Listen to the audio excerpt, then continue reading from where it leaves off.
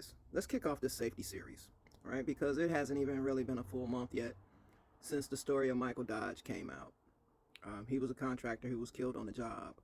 And so now here we are again, standing here with another gut punch reality after learning what happened to Amber Czech. Okay? Guys, this is why safety is the highest priority, right? For women who work alone, women who work out in the field, and who work in male-dominated environments. Okay? When I learned what happened to Amber Czech, it really stopped me cold, right? Because her story hit me deeper than I had expected. And the reason why is because I could relate, right?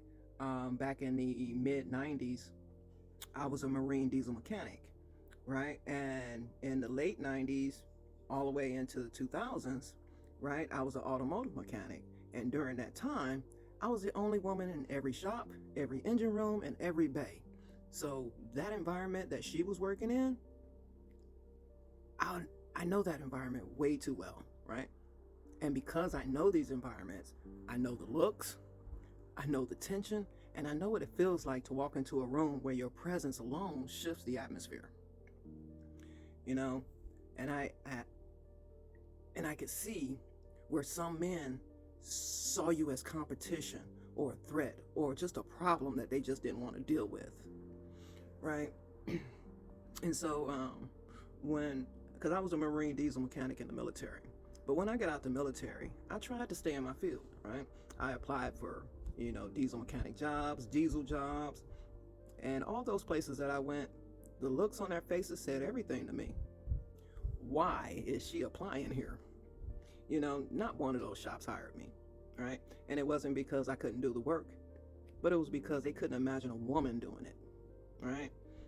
And even when I finally got into the automotive industry part of it, it didn't get any easier. There was no women's restroom in the shop.